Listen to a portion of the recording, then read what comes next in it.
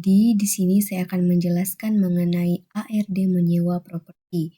Yang pertama-tama yang perlu kita ketahui apa itu ARD.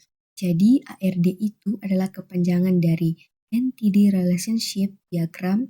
Jadi ARD ini adalah model atau diagram yang digunakan untuk merancang struktur database dengan cara menggambarkan yang pertama itu objek data yang disebut dengan entitas. Contohnya ini berbentuk segi panjang. Kemudian itu adalah atribut atau isi data, yaitu berbentuk oval. Dan kemudian itu adalah hubungan antara data yang disebut dengan relasi, yaitu berbentuk belah ketupat. Dan perlu kita ketahui apa itu database. Jadi database itu adalah tempat penyimpanan data yang sudah tersusun rapi dan terstruktur. Jadi kita masuk ke penjelasannya.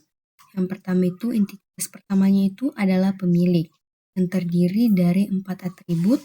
Yang pertama itu ID pemilik, yang kedua nama pemilik, yang ketiga alamat pemilik, yang keempat telepon pemilik. Kemudian kita masuk ke dalam relasinya yaitu memiliki. Kemudian kita pindah ke entitas kedua, itu properti yang terdiri dari beberapa atribut.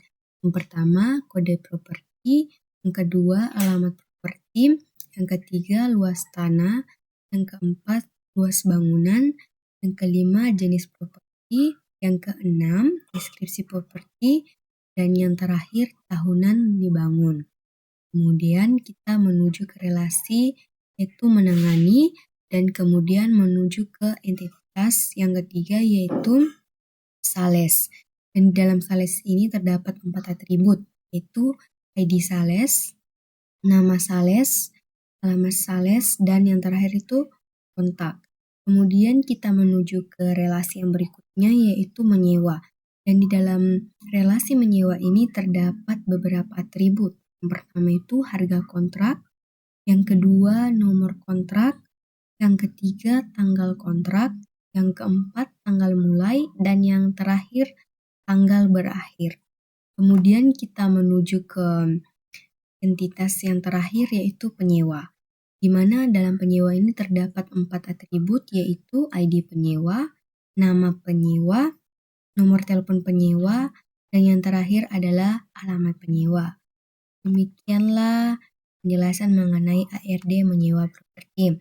Jadi kesimpulannya ARD itu adalah berfungsi untuk mengurangi kesalahan yang terjadi pada database dan mempermudah komunikasi antar pembuat sistem. Sekian dan terima kasih.